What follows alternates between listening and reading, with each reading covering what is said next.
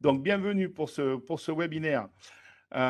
Donc, déjà, merci d'avoir pris du temps pour écouter donc, Nicolas Raymond qui va vous présenter donc, les résultats de l'exercice 2021 de la société donc, Intrasens, pour lesquels il est directeur général. Le Lionel Setz, qui est directeur administratif et financier, risque aussi également de répondre à quelques de vos questions. Donc, n'hésitez pas à poser vos questions via le chat. Je les retransmettrai tout simplement aux dirigeants. Ce webinaire va se passer un petit peu en deux parties. La première partie, ça va être un petit peu des questions-réponses. Je vais poser quelques questions à Nicolas sur l'activité donc 2021, sur notamment l'augmentation de capital qu'a fait la société l'année dernière, et puis bien sûr leurs projets et leurs ambitions pour l'année à venir, hein, pourquoi pas les années futures. Et ensuite, ben, si vous avez des questions, n'hésitez pas. Donc, je poserai bien sûr vos questions à Nicolas. Voilà. Juste avant de commencer, Nicolas, déjà bonjour. Et puis, est-ce que Bonjour vous Christian. pouvez nous rappeler comme ça, en quelques mots, bien évidemment, l'objet, donc l'activité de votre société, la société donc Intrasens. Tout à fait. Merci Christian. Bonjour à tous. Je suis enchanté d'être avec vous aujourd'hui. Merci à tous ceux qui sont connectés aujourd'hui. J'ai vu parmi les personnes connectées des noms que je connais et d'autres que je ne connais pas. Donc bonjour à tous. Effectivement, alors avant de rappeler un petit peu le périmètre de la société, on a voulu cette session interactive avec Christian, et merci Christian pour cette opportunité, merci de nous avoir invités. On a très peu de diapositives qui sont là surtout en support par rapport aux questions de Christian et des personnes connectées. Donc vraiment, c'est l'objectif, échanger avec vous et essayer d'expliquer les choses. Alors, Intrasens, Christian, en effet, on est une medtech Mhm, de l'imagerie médicale. Donc, on fait du logiciel mhm, et notre raison d'être, c'est de faire des solutions pour aider au diagnostic médical. Et donc, nos logiciels sont des solutions qui vont être utilisées par des radiologues ou par des oncologues ou par des chirurgiens. Et si je caricature un tout petit peu comment est-ce qu'on se positionne dans la chaîne de valeur, eh bien, à l'hôpital ou dans une clinique ou dans un centre hospitalier, il va y avoir ce qu'on appelle dans notre jargon des modalités, c'est des IRM ou mhm. des scanners ou des machines à rayons X. Ça va produire un examen, hein, comme un peu votre appareil photo numérique qui produit une photo. Et à partir de là, cet examen, qui souvent fait plusieurs milliers d'images, par exemple un scanner des poumons, par exemple une IRM du sein, une IRM de la prostate. Donc, à partir de cet examen, il va falloir au radiologue ou à l'oncologue des outils pour euh, traiter ces images et les visualiser. Donc nous, c'est ce que l'on fait, c'est-à-dire qu'on récupère les examens de ces modalités et à partir de ces examens, on va faire des reconstructions en 3D, on va faire des détections automatiques de lésions, par exemple détection de nodules pulmonaires, on va faire des mesures de score pour l'évolution d'un patient dans son traitement thérapeutique. Donc voilà, nous on a un petit peu l'arsenal, si on reprend la caricature de l'appareil photo numérique, on a un peu le Pen Shop Pro du radiologue. On va lui donner des outils pour afficher les images, les examens, et les outils diagnostiques. On a un dispositif médical pour prendre la bonne décision thérapeutique pour le patient. C'est ça notre métier. On produit nos solutions à notre siège à Montpellier et on les vend partout à travers le monde. D'accord. Alors, juste avant déjà, pour revenir un tout petit peu, on reviendra un petit peu après sur l'activité, mais déjà au niveau des résultats de 2021, est-ce que, bon, on a vu qu'il y avait pendant ces dernières années une très très forte croissance de votre entreprise, et puis est-ce que vous pouvez nous commenter comme ça en deux mots un petit peu les résultats de l'année passée? Oui, tout à fait. Alors, je me suis même permis, même si vous avez bien évidemment toutes les informations dans le communiqué de presse, d'avoir une diapo pour un petit peu appuyer le discours. Nous sommes très heureux d'avoir fait en 2021 une belle croissance de chiffre d'affaires, hein, de l'ordre de 22%. Mais surtout, au-delà de ça, ce qui est important, et on y reviendra, je pense, c'est regarder la tendance des dernières années. Depuis 2017, donc moi j'ai pris la direction de la société fin 2017, début 2018, on affiche une croissance d'à peu près de 90% du chiffre, d'affaires, donc c'est une belle Hum, croissance. hum, Et ce que je veux dire qui me paraît important, après, bien évidemment, je peux commenter les autres agréats financiers, mais ce qui est important, c'est que en 2018, pour ceux qui étaient déjà là en tant qu'actionnaires, nous avions dit, mais écoutez, là, on commence une première phase de croissance de la société, de restructuration de la société. Et cette première phase, on va aller chercher bien évidemment de la croissance de chiffre d'affaires, mais surtout de la profitabilité.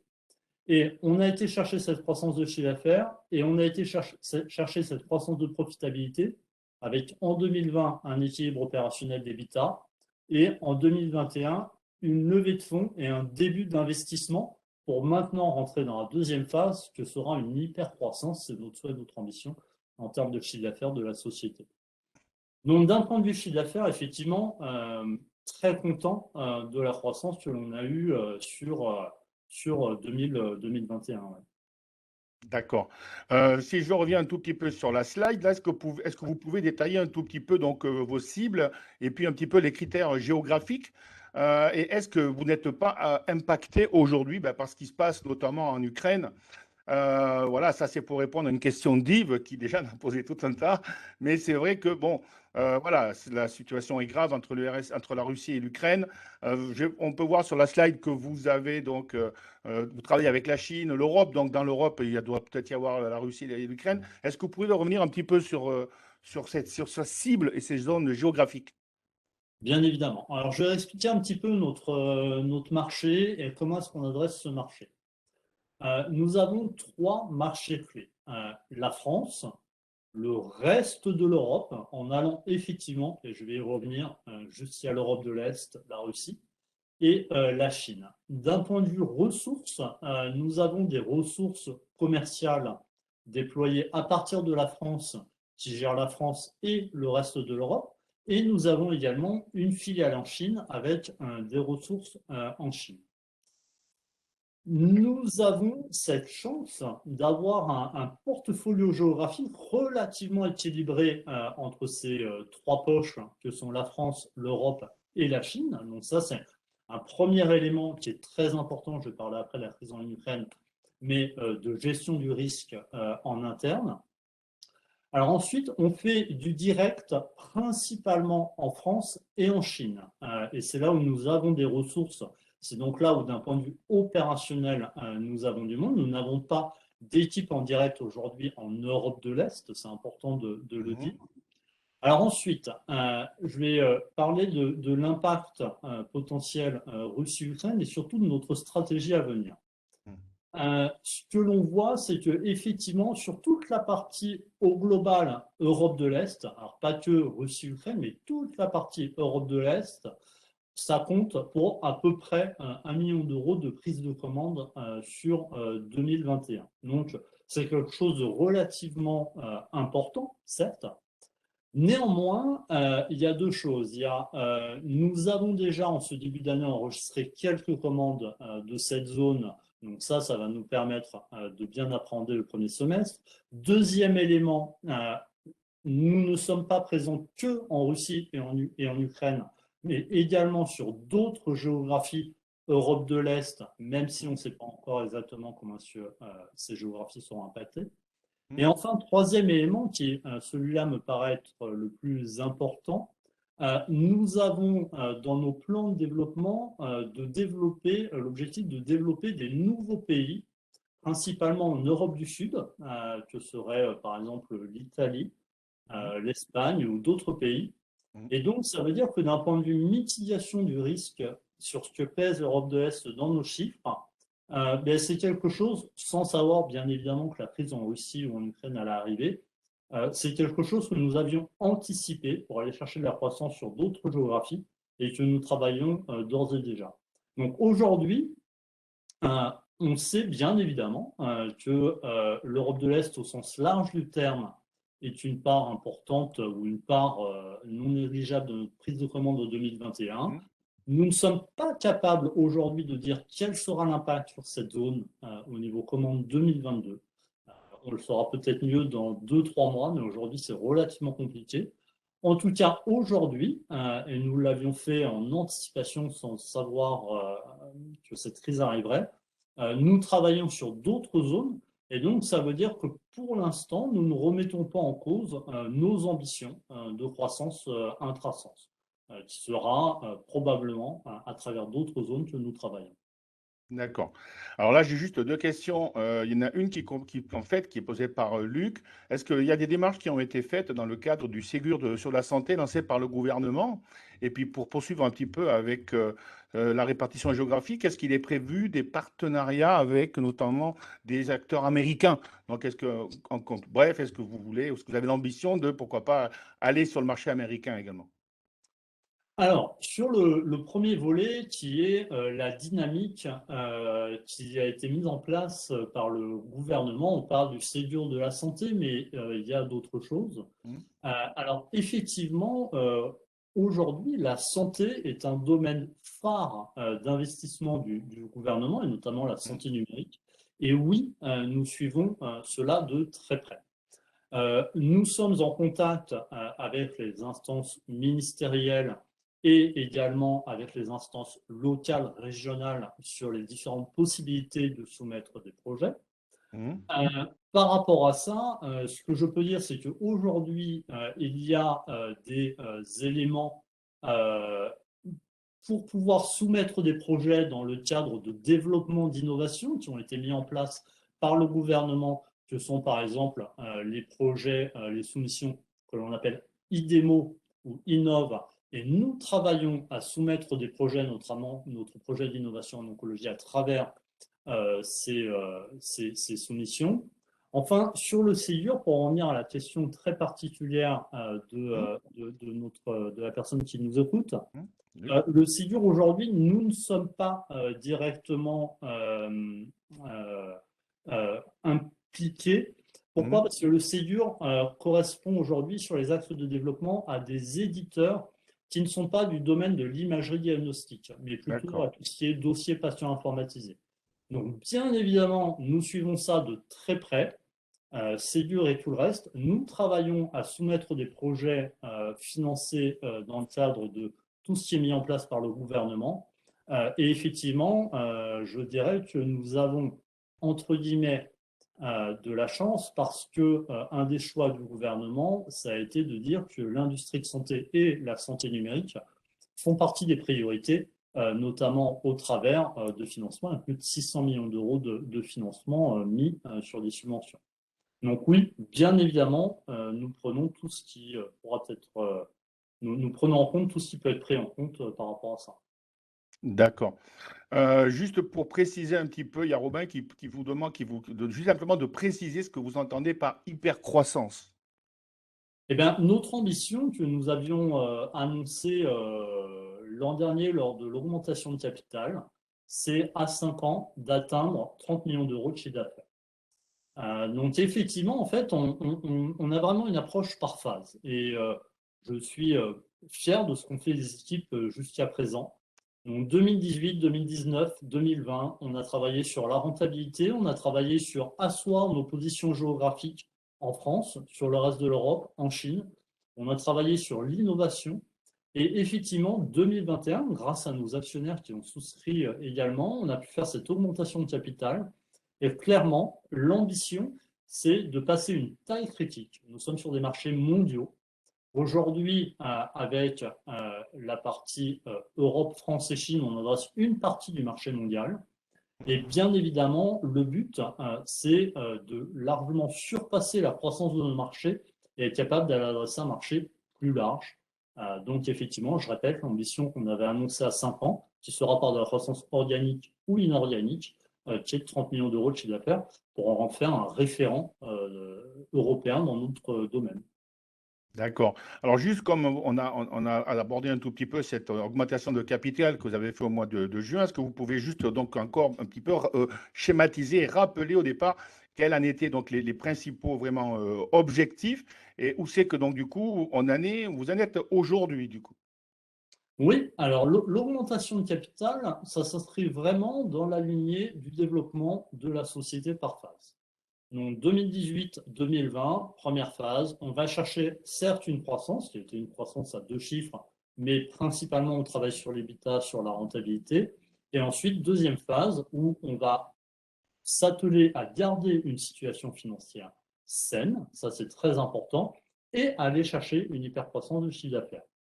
Nous avons réalisé l'augmentation de capital avec 2 objectifs d'investissement. Sachant que l'investissement chez nous, Christian, c'est bien évidemment des ressources humaines. On est une boîte de logiciels, donc c'est des talents à faire venir, soit des talents de R&D, commercial, etc. Premier axe d'investissement, l'aspect commercial. Moi, aujourd'hui, Intrason, c'est une société qui n'a pas de problème d'avoir un marché trop petit, qui n'a pas un problème d'avoir un marché, entre guillemets, non accessible, qui n'est pas à notre porte, qui n'a pas un problème d'avoir un marché où nous avons une solution qui n'y répondrait pas. Non, on a tout ça. On a un problème d'avoir assez de monde pour être capable d'adresser ce marché. Donc, le premier investissement que nous avons fait, que nous sommes en train de faire, c'est de rajouter du personnel commercial et support à la vente dans nos géographies, que sont donc la France, l'Europe et la Chine, pour croître plus rapidement. Et ça, l'objectif, c'est un retour sur investissement assez rapide. L'objectif, c'est, quand on investit dans des ressources commerciales, c'est 12 mois de retour sur investissement, à peu près. Donc ça, c'est le premier axe. Et le deuxième axe, c'est la partie innovation. Et là-dessus, c'est de l'embauche en R&D, afin de continuer bien évidemment à développer notre première ligne de produits qui est existante, qui s'appelle Myriam, qui est une ligne de produits en radiologie, donc qui adresse l'ensemble des besoins de radiologues. Et le but, c'est de développer une seconde ligne de produits en oncologie, où la différence, c'est qu'on aura une approche longitudinale par rapport au patient. On sera centré sur le patient, avec une prise en charge du patient en imagerie médicale, du dépistage, diagnostic, suivi dans le temps, évaluation thérapeutique, etc. Donc, investissement au niveau commercial avec un objectif de retour sur investissement à peu près à 12 mois, et investissement d'un point de vue R&D, où là, bien évidemment, c'est un retour sur investissement un petit peu plus long, lors de 24 à 36 mois, pour continuer à développer notre ligne de produits actuelle en radiologie et en développer une nouvelle en oncologie, qui auront bien évidemment des synergies entre ces 2 lignes de produits. Donc l'augmentation de capital, c'est vraiment ces 2 axes, et une création de croissance à court terme et à moyen et long terme, parce qu'il faut soutenir cette croissance de la société, bien évidemment, à la fois sur le court terme, mais sur le moyen et le long terme.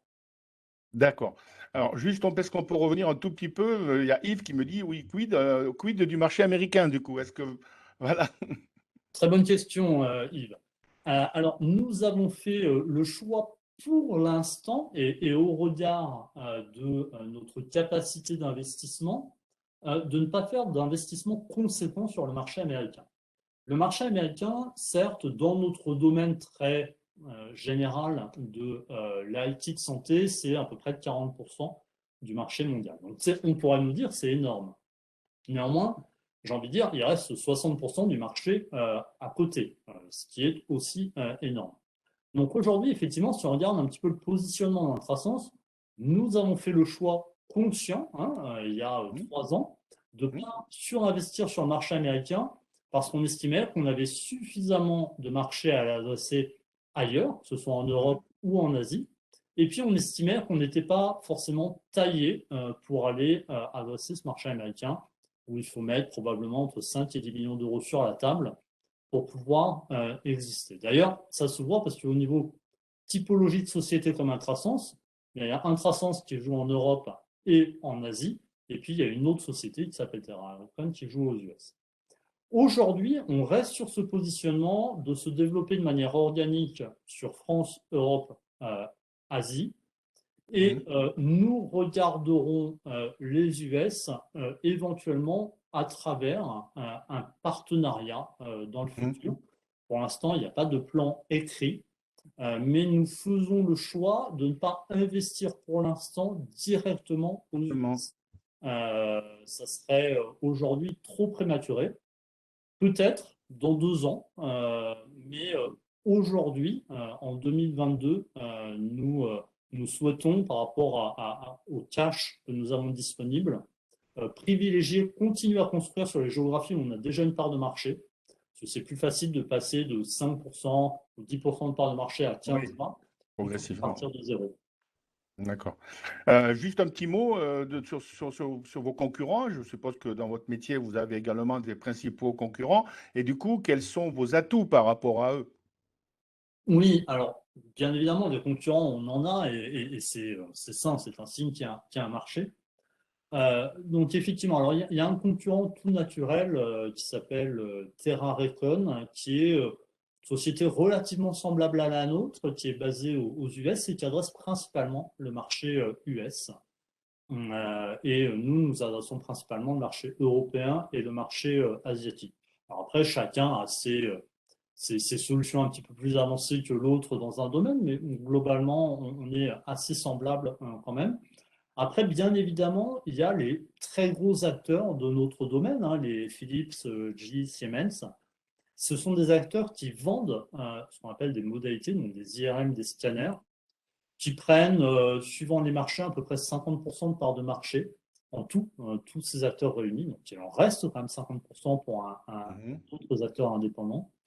Et puis enfin, troisième typologie, il y a les hyper spécialistes cliniques. Donc les gens qui vont être hyper spécialistes sur la cardiologie, sur la neurologie ou sur d'autres spécialités. Eh bien nous, effectivement, nous avons une approche où nous adressons l'ensemble du besoin en radiologie et demain en oncologie. Et effectivement, notre positionnement, c'est d'être l'acteur indépendant sur ce domaine-là. Donc, avec des possibilités pour répondre, Christian, à votre question, quels sont les différenciateurs, pardon, mais déjà une certaine agilité, Mhm. une certaine proximité avec nos clients. Nous sommes capables pour nos clients de faire des modifications, de faire des évolutions. Bien évidemment, une rapidité de mise sur le marché de nouvelles solutions. Et puis, je pense que ce qui nous différencie aussi, c'est une solution fortement adaptable. C'est une solution avec une ergonomie relativement forte et une forte appétence clinique de notre côté. D'accord. Alors, vous avez communiqué au mois de février sur la signature d'un partenariat donc de 5 ans avec Forcomed. Est-ce que vous pouvez nous en dire un petit peu plus sur ce partenariat? Oui, alors, Forcomed, effectivement. Donc, on a communiqué là-dessus. Donc, Forcomed, c'est une référence hein, en Oui. France sur la formation aux médecins, aux radiologues. Euh, deux éléments par rapport à ça. Le premier, ce qui je pense est indispensable pour une société comme Intrasense, c'est se donner de la visibilité. À partir du moment où vous êtes l'outil de référence pour former des radiologues, vous êtes Mhm. visible des radiologues et ça, Mhm. c'est fait. D'ailleurs, je pourrais y revenir, nous sommes en train d'investir en marketing au global. Deuxième élément, eh bien, c'est important de générer du chiffre d'affaires, bien Ouais. évidemment. Eh bien, là-dessus, Forcomed, au-delà de nous donner de la visibilité, nous les équipons pour l'ensemble de leur formation, nous équipons l'ensemble de leurs salles de formation. Donc, effectivement, sur la durée du partenariat, c'est un partenariat à plusieurs centaines de milliers d'euros de chiffre d'affaires directement pour nous. Rien que Mhm. la première année, on dépasse ces 100 000 euros. Donc, après, je ne peux pas, Christian, désolé, vous donner les détails du contrat, Oui, oui, non, mais c'est confidentiel. Mais oui. par contre, c'est les deux axes. C'est effectivement du chiffre d'affaires et aussi, bien évidemment, de la visibilité et donc, encore une fois, de la construction à moyen long terme. Et moi, chez Intrasense, je veux toujours voir ces trois étapes, hein. La tactique, la stratégie et la vision. Donc, le court terme, le moyen terme, le long terme. Et c'est ce qu'on construit depuis plusieurs années, c'est ce qu'on va continuer à construire. D'accord. Donc, question de la part de plusieurs participants. Donc, du coup, vous espérez peut-être pas en 2022 ou peut-être atteindre un EBITDA positif? Ah, alors l'EBITDA. Alors, premier élément, on a en 2020 eu un EBITDA à l'équilibre et Mhm. je pense que c'est important de le souligner par rapport à une société de la medtech cotée en bourse. Et Mhm. c'est le résultat de ces efforts qui ont été faits et de cette structuration qui a été faite sur les années auparavant. Notre EBITDA en 2021, il est de moins 419 000 euros. Alors pourquoi est-ce qu'il est de moins 419 000 euros? Parce que nous avons commencé au deuxième semestre 2021 à investir pour effectivement aller chercher de la croissance. Donc nous avons investi effectivement, par exemple, en ressources commerciales, dans Hmm. le but que ces ressources commerciales payent avec un retour sur investissement assez rapide. Comme je vous le disais tout à l'heure, Christian, il y a vraiment l'axe commercial où on veut un retour sur investissement à peu près 12 mois en règle générale. Après, ça dépend un petit peu de géographie et ça dépend du stade de business où on en est, si on est mûr, nous, au niveau business dans une géographie ou si on a tout à découvrir. Et puis la partie innovation, on a un retour sur investissement qui est en moyenne de 24 à 36 mois. Donc, par rapport à ça, effectivement, 2021, on investit. 2022, on investit, mais avec deux objectifs. Le premier, c'est le maintien d'une situation financière saine. C'est-à-dire que même si on accepte de dégrader l'EBITDA de manière volontaire pendant un an ou deux, on maintient une situation sous contrôle et saine. Et le deuxième point, c'est bien évidemment aller chercher un EBITDA positif. Alors, on ne donne pas de guidance sur les marchés, Oui, et évidemment qu'on a ça en tête euh, après une période d'avance de phase d'investissement. Ça reste toujours l'objectif. d'accord. Est-ce qu'il est prévu, justement, dans votre plan de développement, des opérations de croissance externe? Je dirais que tout est possible. Tout est possible. Aujourd'hui, donc on a levé l'an dernier euh, presque 5 millions d'euros avec un objectif de croissance organique. Donc de croissance par les moyens, entre guillemets, intrasens, Hmm. comme je disais, au niveau commercial et au niveau innovation. On poursuit notre plan par rapport à ça, on a un plan de croissance par rapport à ça et on tient notre plan. Après, effectivement, moi je crois fortement aux synergies, soit des synergies marché, soit des synergies produits ou fonctionnelles, et à potentiellement pouvoir mettre ensemble des talents pour croître plus vite. Donc aujourd'hui, il n'y a rien d'écrit, rien de concret, mais Mhm. on ne s'interdit pas sur la période à venir de regarder de potentielles acquisitions pour pouvoir croître plus vite et plus rapidement. Oui. Et je pense que, encore une fois, ce qui est important sur une medtech comme nous, c'est atteindre une certaine taille critique. Vous savez, Christian, on a des coûts fixes en étant une medtech comme nous, hein, des coûts réglementaires, des coûts légaux. Et ce qui est important, c'est donc aujourd'hui, dans la phase où on en est, avec une situation financière saine, augmenter la taille de notre chiffre d'affaires pour pouvoir, encore une fois, hein, atteindre une profitabilité plus forte à moyen terme. D'accord. Juste une petite question sur la nouvelle ligne de produits que vous développez sur l'oncologie. Est-ce que vous pouvez nous donner petit peu plus de détails? Tout à l'heure, on en a abordé un tout petit peu les éléments tout à l'heure, mais de façon assez rapide. Est-ce que vous pouvez détailler un petit peu cette perspective? Voilà. Oui, alors alors effectivement, à terme, hein, et le terme, le but c'est qu'ils viennent assez rapidement, donc deux solutions complémentaires. La solution Myriam que nous avons actuellement, Mhm. qui adresse euh, le marché de la radiologie sur une notion d'examen, c'est-à-dire scanner des poumons, IRM de la prostate, IRM mammaire, etc. Mhm. Et là, on est utilisé en one shot à un moment donné sur un parcours de soins de patient, que ce soit le parcours de soins en oncologie ou pas. Ça peut être sur l'emphysème pulmonaire, ça peut être sur si je continue sur des choses par Mhm. rapport à ça, par exemple la BPCO, ça peut être sur plein de Mhm. problématiques. Vraiment, on couvre tout de manière large.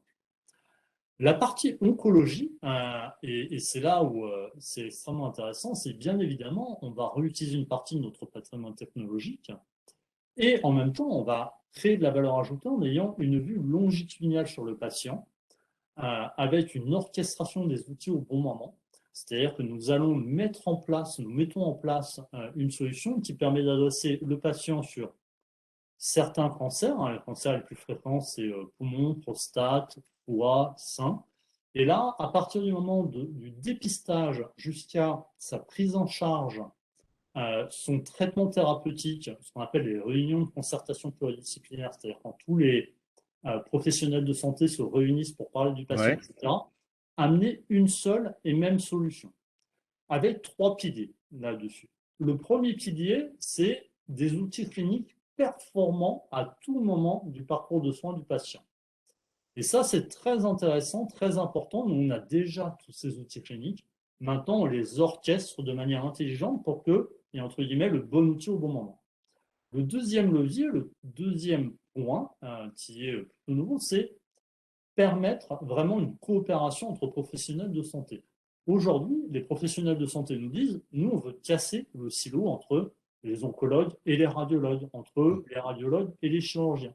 Mmh. Et là, encore une fois, il y a un élément clé qui s'appelle la réunion de concertation pluridisciplinaire, où tous les professionnels de santé discutent d'un cas. Troisième élément, qui ça sera rendu possible par les deux premiers, c'est la structuration de la donnée. Et aujourd'hui, on a, pour l'imagerie médicale, notre solution, nos solutions qui sont utilisées à chaque étape de vie du patient dans son parcours de soins. Ça veut dire qu'on est capable de structurer de la donnée et derrière de la mettre à disposition des établissements de santé qui sont nos clients ou d'autres acteurs pour la valoriser. Et ça, c'est extrêmement important. Et donc, cette nouvelle ligne de produits en oncologie s'appuie sur ces trois piliers, la clinique, la coopération, la structuration et valorisation de la donnée de santé. Et ça nous ouvre des perspectives qui sont énormes derrière. On sait très bien tout ce qu'il y a en médecine prédictive, tout ce qui va être calcul pronostic. On peut aller derrière sur autre chose que la pure radiologie, sur d'autres Mmh. éléments d'imagerie médicale, ou même sur d'autres éléments génomiques, etc. Et là, c'est super puissant. Donc, encore une fois, on garde bien évidemment notre première ligne de produit. Elle a une énorme valeur ajoutée. Elle est utilisée au quotidien par plein de professionnels de santé. Et on s'ouvre d'autres perspectives avec la partie oncologie.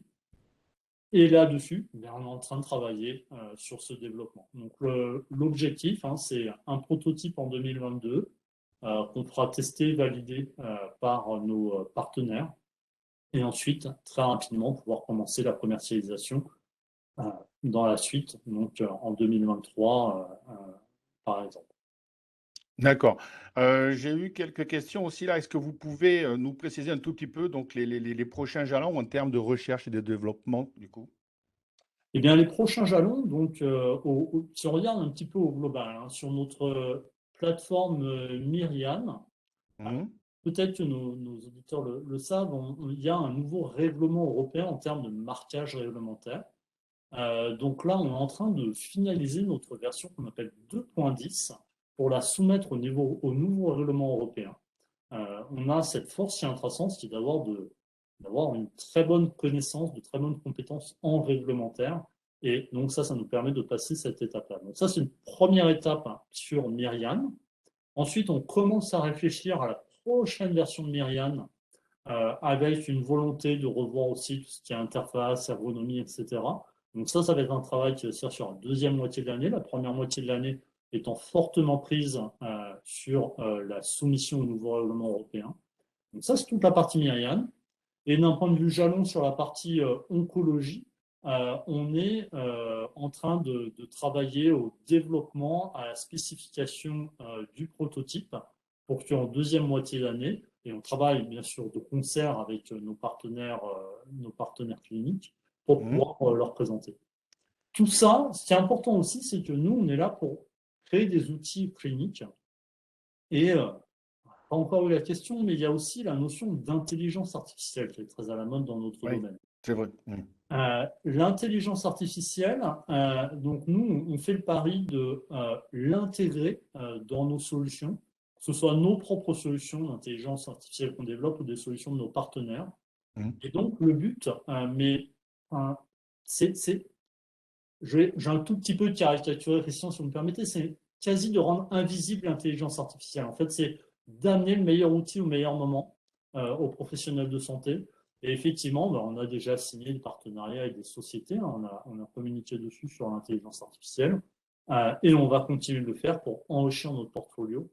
Encore une fois, que ce soit à travers des partenariats ou à travers du développement interne. Donc voilà un peu sur les grands jalons à la fois Myriam, à la fois l'oncologie, et puis des choses transverses comme l'intelligence artificielle, etc. Mmh. D'accord. Au niveau de tous, enfin de votre activité et puis donc du coup des investissements qui sont prévus, comment comptez-vous financer justement votre développement? Parce qu'il y a une question tout à l'heure d'un participant qui dit, ben, OK, mais est-ce que du coup, vous n'allez peut-être pas lancer une autre augmentation de capital en 2022 ou 2023 pour développer votre croissance, tout simplement? Alors, pour l'instant, alors encore une fois, on ne s'interdit rien. C'est-à-dire que moi, mon objectif et l'objectif premier du comité de direction, des équipes et du conseil d'administration, c'est faire grandir cette société, donc faire croître le chiffre Mhm. d'affaires et maintenir une situation financière saine. Pourquoi? Pour créer de la valeur, hein. Que ce soit de la valeur pour nos clients, de la valeur pour nos actionnaires, de la valeur pour tout le monde. Ensuite, par rapport à ça, aujourd'hui, mais notre visibilité en trésorerie, c'était ce que je montrais tout à l'heure. Donc, on a Mhm. quasi 5 millions de trésorerie de disponibles. On a, avec le plan ambitieux de développement que l'on a, qui est principalement un plan de recrutement, on a plus de 2 ans de visibilité de trésorerie devant nous.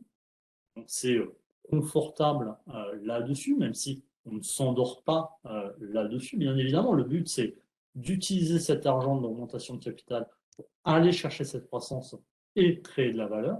Donc, encore une fois, plus de 2 ans de visibilité. Après, comme on le disait, si on a une opportunité d'acquisition, s'il y a d'autres opportunités, eh bien, on se réserve le droit de faire appel au marché ou à des investisseurs. Mais en tout cas, par rapport à notre développement commercial sur Myriam et notre développement en oncologie, on a de la visibilité. C'était ce qu'on avait communiqué l'an dernier lors de l'augmentation de capital. Et c'est comme ça qu'on utilise cet argent. D'accord. Juste un petit peu au niveau du cours, là, il y a pas mal de questions sur le cours des actions qui, ben, depuis l'augmentation de capital, ont chuté pour aujourd'hui, je crois, se stabiliser un petit peu autour de 0,40 ou 0,45 euros. Est-ce que vous pouvez l'expliquer un tout petit peu ou est-ce que vous il est prévu peut-être plus tard d'avoir une politique de rachat d'actions ou voilà, est-ce que vous pouvez nous en dire un petit peu plus là-dessus? Oui, alors bon, c'est toujours très compliqué d'analyser un cours de bourse.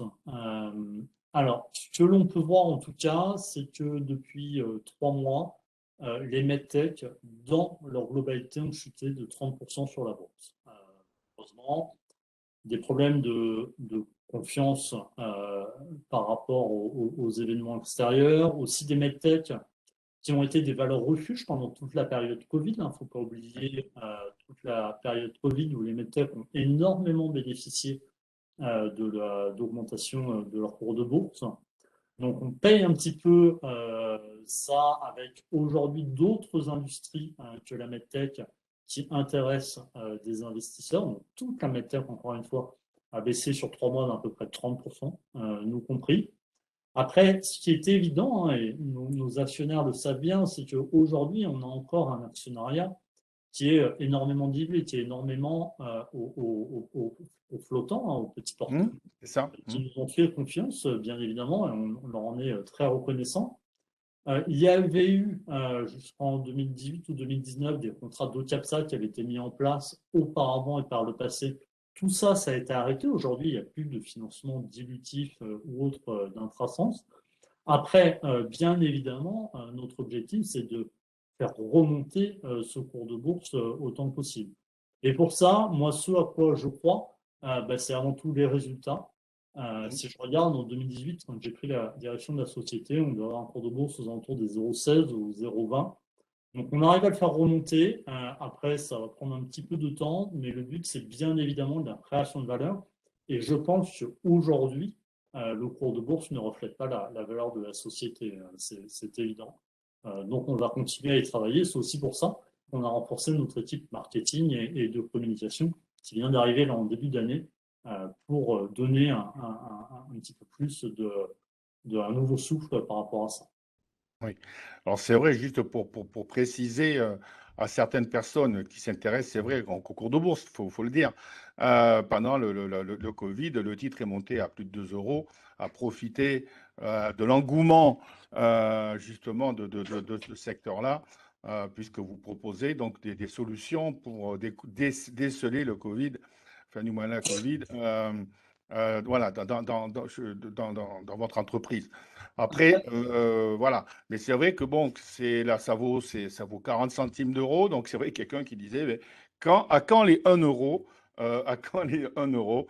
Voilà. Donc, et puis est-ce que vous allez aussi peut-être commencer à peut-être un jour avoir un actionnaire de référence? Est-ce que vous cherchez un actionnaire de référence ou voilà.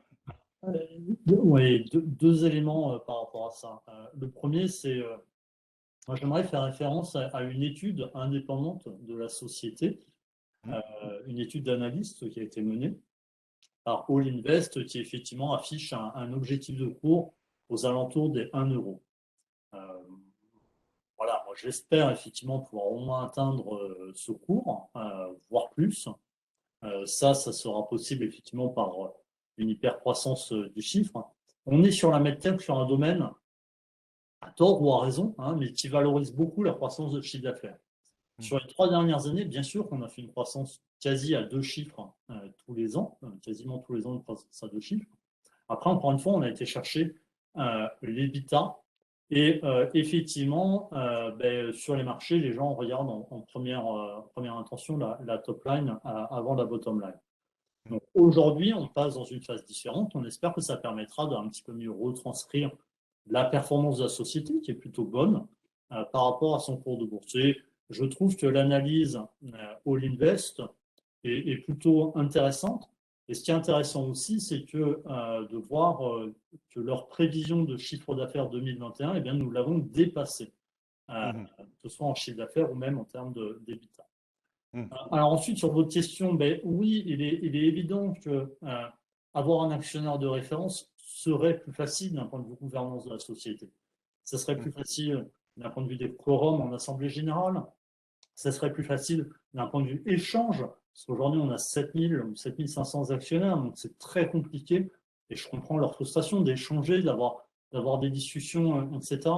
Donc oui, bien évidemment, si on a l'opportunité d'avoir un actionnaire de référence, on la regardera et que je pense que ce sera une chose saine pour la société à court ou moyen terme. Oui. Mhm. D'accord. Juste, est-ce qu'il y a des questions au niveau de la communication? Est-ce qu'il est prévu de communiquer davantage sur les résultats? Bon, il y a d'autres questions que je ne pourrais pas poser. Voilà, mais enfin, est-ce que vous investissez aussi personnellement dans votre entreprise? Est-ce que, voilà, est-ce que vous êtes, comme dirait Christophe, est-ce que vous investissez vos économies dans l'entreprise? Alors, est-ce que vous pouvez juste répondre à ces deux petites questions? Alors oui, d'un point de vue communication, on fait des efforts et on va continuer à faire des efforts. Donc nous avons renforcé notre équipe marketing et communication. Euh, Mhm. nous travaillons par exemple, alors c'est pas directement de la communication actionnaire, mais sur donner plus de visibilité à travers notre site web. Il y en aura un nouveau qui va arriver dans l'année. Nous travaillons et nous avons vraiment ça en tête avec notre agence de communication, essayer de donner des nouvelles au marché le plus souvent possible. Nous faisons ce webinaire, nous allons en faire Mhm. d'autres. Euh, Après, ce qu'il faut avoir en tête, c'est que assez souvent, on est sur des contrats commerciaux où on ne peut pas donner le détail des montants. Par exemple, tout à l'heure, Christian, vous me posiez la question sur Forcomed et vous avez tout à fait Oui, raison de oui. poser cette question-là, mais voilà, assez souvent, on ne peut pas mettre des montants dans ces contrats et donc effectivement, ça peut être relativement frustrant, je le comprends. Néanmoins, quand on publie un communiqué de presse sur un partenariat ou autre, c'est que généralement, il y a du chiffre d'affaires en face. Alors après, bien évidemment que tout le comité de direction est intéressé, de par sa structure de rémunération, etc., à la croissance de l'entreprise. Et moi aussi, bien évidemment, personnellement. Donc ensuite, en tant que dirigeant, on est soumis à des règles sur les capacités que l'on peut de pouvoir investir ou non dans sa société. Donc, et puis après, Mhm. ça c'est aussi quelque chose de personnel par rapport à ce que je souhaite faire ou pas. Mais oui, bien évidemment, on est tous au niveau du comité de direction, même plus largement, intéressés à l'objectif de croissance de la société et intéressés aussi à son cours de bourse. Mhm. On est tous dans, entre guillemets, le même bateau, hein, Mhm. avec un objectif de faire croître cette société. Donc on partage tous les mêmes ambitions et les mêmes objectifs. D'accord. Écoutez, je vois que le temps passe vite. Euh, Je vais simplement peut-être vous demander de résumer un tout petit peu quels sont les éléments forts que vous voulez mettre soulignés pour cette année 2022 et peut-être donc les années à venir, que ce soit en termes donc de produits, de commerce ou tout simplement en termes de finances. On parlait des EBITDA ou du chiffre d'affaires. Est-ce que vous pouvez juste faire un petit résumé et puis comme dirait Christopher, pourquoi pas racheter Manakea, enfin d'autres d'autres choses. Voilà, est-ce que vous pouvez répondre à ces Alors, questions? oui, alors bon, Monakea, on connaît bien. Alors, racheter Monakea, Ouais, ils sont pas véritablement dans notre dans domaine, votre hein. business. Pas directement dans notre business. Oui, cette visio, c'est pas directement notre business. Mais néanmoins, effectivement, potentiellement faire des fusions ou des rachats de sociétés dans notre business, je pense que ça peut être une bonne option. Christopher a raison.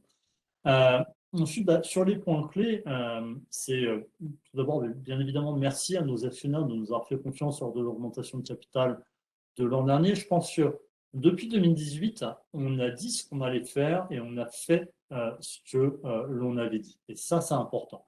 Hmm. On avait dit qu'on aurait une phase où on travaillerait sur la rentabilité, sur l'EBITDA. On a atteint un EBITDA groupe conso à l'équilibre en 2020 et 2021, à peu près moins de 400 000 d'EBITDA, mais qui s'explique largement par les débuts d'investissement sur l'oncologie et sur Hmm. la partie commerciale. Nouvelle gamme de produits. 2022, c'est vraiment une année pivot où effectivement, sur cette année, on a un plus fort investissement où on va s'attendre à des premiers retours sur investissement commerciaux, mais qui vont arriver en cours d'année, et où on a fait à peu près 4 millions de chiffre d'affaires en 2021. Bien évidemment, on veut continuer cette croissance, et je dirais, on a fait 22% de croissance l'an dernier. L'objectif, c'est de faire encore mieux. Bien évidemment, si on a embauché de nouvelles ressources commerciales, c'est d'aller au-delà de cette croissance-là. Donc ça, c'est vraiment l'objectif. Donc sur cette courbe de croissance, c'est de la continuer, c'est d'aller chercher la croissance, de maintenir une situation financière saine. Ça veut dire d'un point de vue géographique, réussir à mitiguer nos différentes géographies, à bien gérer nos différentes géographies, et aussi d'un point de vue produit. Et je pense qu'Intrasense, on est passé d'une société qui était monoproduit et quasi monogéographique, bigéographique il y a quelques années, à aujourd'hui une société qui gère beaucoup mieux son risque et qui va encore mieux le gérer dans le futur. Et je pense que oui, l'idée, c'est vraiment croissance de chiffre d'affaires, situation financière saine, croissance organique, situation financière saine, et ne rien s'interdire pour toujours aller créer plus de valeur. D'accord. J'ai juste oublié une question tout à l'heure en termes de géographie. Est-ce que vous prévoyez d'aller sur le marché africain? Pas aujourd'hui directement. On vend en Afrique du Nord, au Maghreb, D'accord. quelques solutions. Après, les marchés africains, d'un point de vue équipement en imagerie, et par rapport à ce qu'on est capable de faire au point de vue prix, sont pas directement tous adressables. Certains marchés, oui, mais ça reste quand même à la marge aujourd'hui. D'accord. Et puis, juste une petite remarque, du coup, Intrasens serait peut-être opéable, non, par une grande entreprise? Ah, un croissance, oui, à Est-ce que partir du vous moment avez où déjà, est-ce que vous avez, comme ça, entre nous, déjà été approché? ah, oui, bien évidemment qu'on a déjà été approché. Intrasense, c'est une société cotée en bourse. À partir du moment où vous êtes coté en bourse, vous êtes opéable. Tout dépend du prix qui est mis sur l'OPA. Après, vous avez les OPA agressives et les OPA amicales. Ce qui est évident, c'est que Oui. sur une société qui est une société de logiciels, l'OPA ne peut être qu'amicale parce que ce qui compte, Ouais. c'est les hommes et les femmes qui font la société. Donc, il faut qu'on adhère à un projet. Donc, on est dans un monde qui bouge, on est dans un monde qui se consolide. Et ça, c'est important d'avoir en tête. Et cette consolidation d'acteurs, elle a pour but de, un, avoir des solutions complètes à apporter aux clients et deux, avoir une taille suffisamment critique pour pouvoir adresser les marchés mondiaux. Donc, c'est un de nos objectifs d'atteindre cette taille critique et d'avoir un portfolio relativement complet par un développement organique et inorganique. Et on peut très bien imaginer, effectivement, il y a déjà eu des discussions, c'est tout à fait normal, qu'il y ait des acteurs plus gros que nous, qui aient aussi cette réflexion-là. Hmm. Donc après, quel sera l'avenir d'Intrasense, on verra, mais notre objectif, dans un premier temps, c'est bien de faire grossir cette société et d'aller créer de la valeur. Et cette valeur, elle sera créée peut-être par un partenariat à terme, on le Mhm. verra. Mais en tout cas, le but, c'est de créer de la valeur. D'accord. Bon, est-ce que vous avez d'autres questions concernant l'activité, concernant les résultats? Quand les publications au trimestre me demandent Sébastien, alors voilà, Sur le trimestre, donc aujourd'hui, on n'est pas sur un marché boursier qui nous demande des publications au trimestre. voilà. Aujourd'hui, vous êtes sur Euronext Growth et donc ça, c'est tous les 6 mois. Voilà. Voilà, tous les trimestres, c'est légal sur le marché de l'Eurolyst, des compartiments ABC. Mais bon, après, c'est vrai que vous pourriez de temps en temps faire peut-être un peu plus de communication. C'est ce que j'ai ressenti un petit peu au niveau de différents participants, d'accord? Voilà. Oui, oui, tout à fait, je prends le point. Après, on est sur un marché qui est relativement saisonnier et Oui. qui peut assez fortement varier d'un mois à un autre, d'un semestre à un autre. C'est pour ça qu'au niveau semestre, ça a du sens de publier des résultats, c'est-à-dire qu'on sait comparer un semestre avec un autre. Mm, Euh, Au trimestre ou au mois, c'est quand même extrêmement compliqué parce mm. que, vu nos niveaux de chiffre d'affaires, il suffit de faire rentrer un gros deal pour que ça fasse monter un trimestre ou alors que le deal décale sur un trimestre. D'accord. Ensuite, enfin, là-dessus, publier des comptes au trimestre, publier des comptes, ça veut dire aller à travers un audit, hein, c'est Oui. relativement long, ça nous prendrait pas mal de temps. Mais j'entends le point de donner plus de visibilité. Le prends. D'accord. Et donc, est-ce que vous pouvez rappeler juste, si c'est possible, hein, l'objectif à peu près des d'EBITDA fin 2022 et 2023 éventuellement? Alors, on ne donne pas de guidance, hein, encore D'accord. une fois, on n'en a jamais donné. On restera sans en donner pour l'instant. Après, encore une fois, on fait deux types d'investissements. Des investissements d'un point de vue commercial, avec un objectif de retour sur investissement à 12 mois, et des Mhm. investissements de type innovation, avec un objectif de retour sur investissement à 24-36 mois. Donc 2022, bien évidemment, c'est une année d'investissement. Mais c'est aussi une année de croissance de chiffre d'affaires et pour derrière continuer tout cela sur 2023-2024. Donc, on a en tête le fait de garder une situation financière saine et bien évidemment d'aller chercher un EBITDA positif dès que possible. D'accord. Petite question encore de la part de Christopher. Quelle sera votre stratégie commerciale pour vendre Mira en Chine? Et donc après, ça revient aussi aux États-Unis, pourquoi pas? Mais bon. Eh bien, je dirais on va transposer à la stratégie européenne, bien évidemment, avec les particularités du marché Chine. Donc en France, par exemple, la cible numéro un, ce sera des CHU et CLCC et des Rose Clinics sont les centres qui sont agréés à prendre en charge des patients atteints d'un cancer. En France, il y a à peu près 700 établissements agréés à prendre en charge des patients atteints du cancer. Et bien en Mhm. Chine, ce sont les hôpitaux de tier 3, donc les plus haut de gamme, les hôpitaux qui ont un impact provincial que l'on va adresser. Donc là, il y en a plusieurs milliers et on va les adresser avec notre offre. Ce sera une offre qui sera déployée chez le client et également potentiellement en SaaS. Et on va la déployer à la fois, enfin, commercialiser, à la fois en direct, où on a redéployé notre commercial d'un point de vue géographique sur les différentes Mhm. provinces, et à la fois avec nos partenaires que nous avons là-bas. Hein. Nous avons Minform, Panda, Wandong, différents partenaires producteurs de modalités d'équipement Mhm. qui pourront également nous aider à distribuer la solution. Donc voilà, une approche centrée sur les hôpitaux haut de gamme, le tier 3 et même la tranche haute des tier 3 par rapport à ça. Et un D'accord. fort potentiel sur la Chine. Hein. D'accord. Donc, ben, c'était un peu pour répondre aussi à Christopher qui me demande, est-ce que votre répertoire est-il complet et fiable pour aller en Chine ou il faut encore l'améliorer ou... Aujourd'hui, on vend Myriad en Chine depuis de nombreuses années. Hein. La Chine représente 30% de notre chiffre.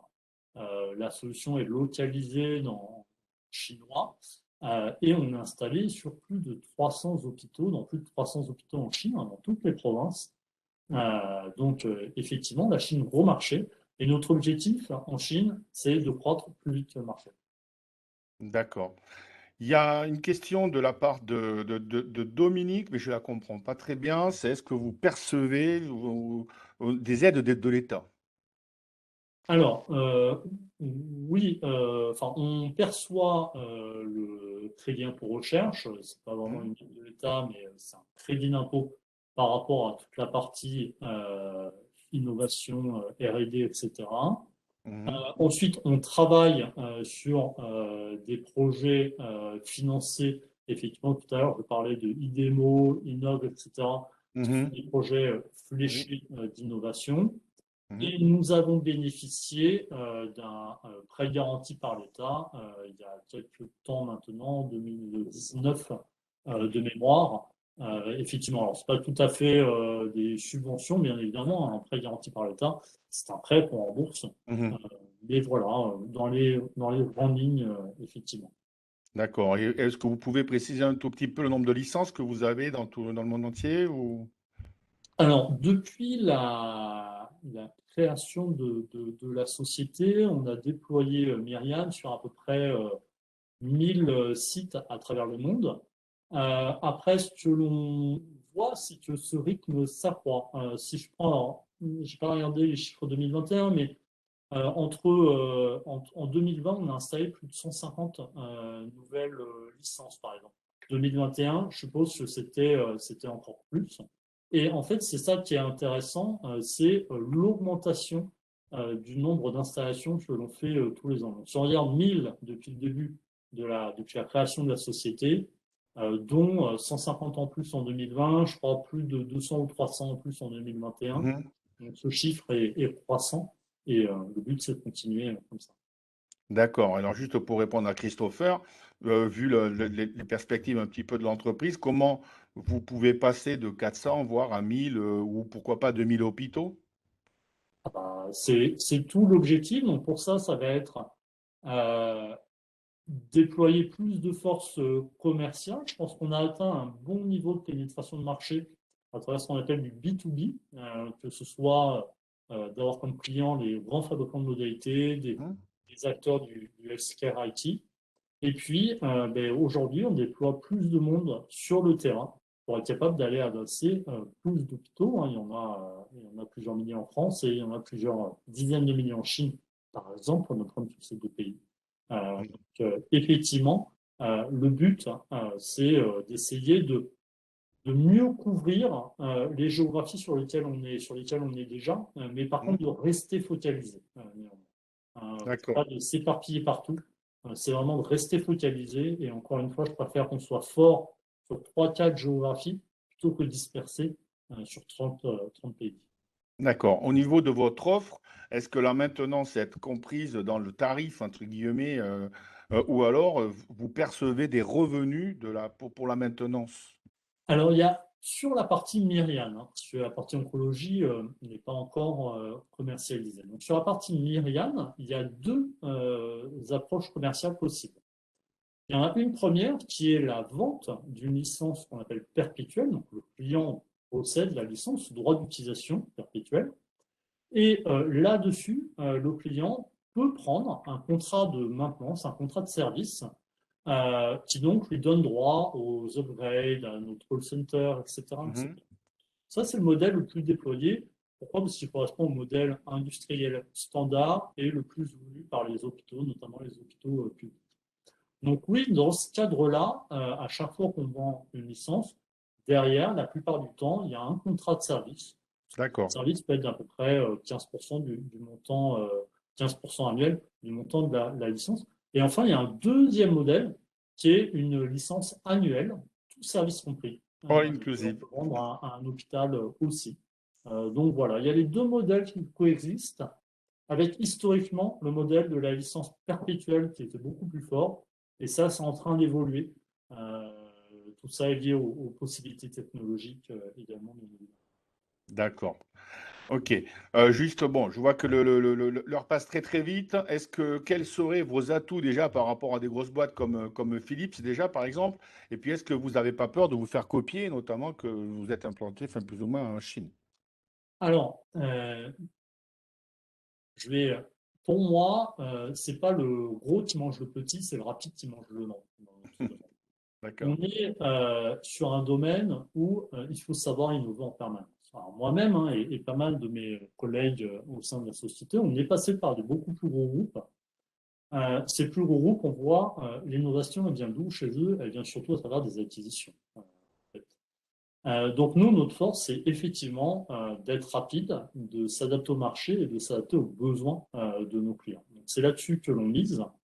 Alors effectivement, on n'a pas la force commerciale ou la force marketing, un Philippe, Oui, oui, bien sûr. néanmoins, on a la force d'innovation et on est proche de nos clients. Et je pense que c'est ça qui fait la différence et qui fait qu'aujourd'hui, on a une part de marché qui n'a pas à rougir quand on se compare à nos petits concurrents en France ou en Chine, par exemple. Mm. On est très bien positionné.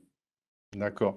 Et peut-être pour terminer, je ne sais pas, est-ce que vous faites appel à la recherche et développement donc, d'institutions publiques comme l'INSERM, les universités ou des choses comme ça? Ça nous arrive, bien évidemment, ça nous arrive. On discute, on a déjà travaillé avec des universités, avec des Mhm, hôpitaux universitaires qui nous ont permis mhm, de valider des algorithmes.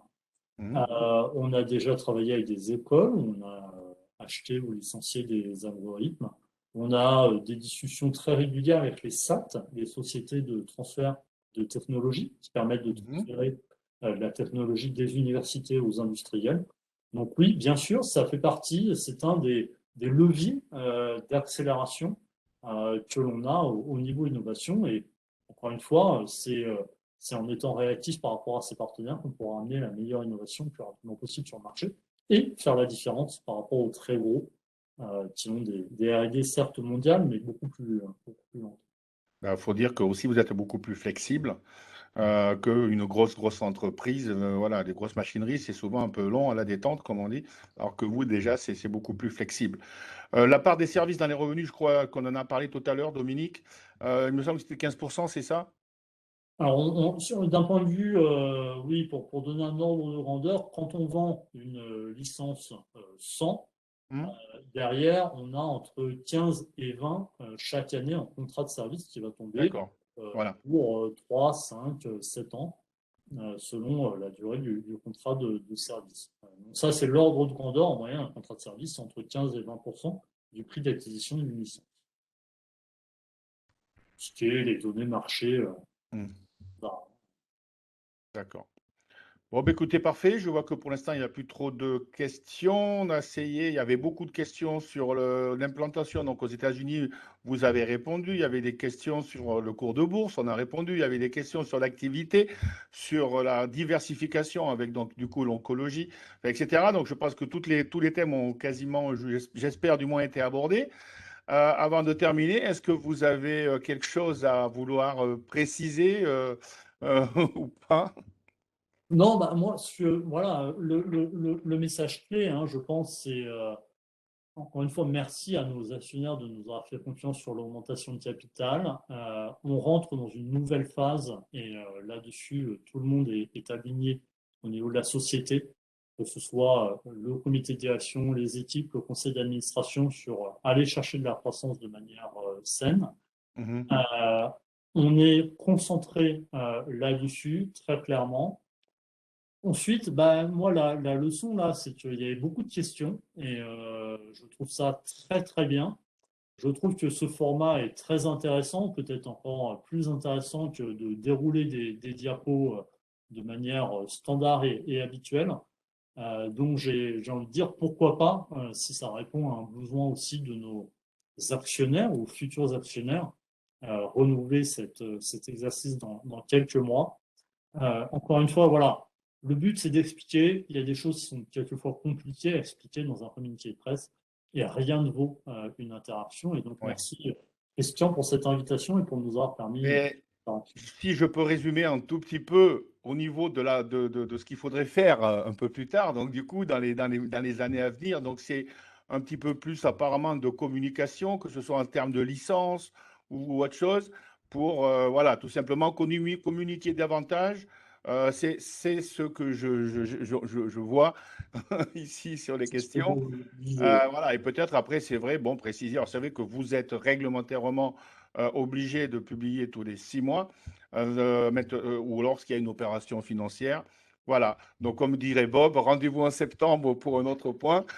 Je ne sais pas si vous avez prévu autre chose avant, mais en tout cas, ben, merci déjà à tout le monde d'avoir participé, d'avoir pris du temps pour donc cette présentation des résultats de l'exercice 2021 d'Intrasens.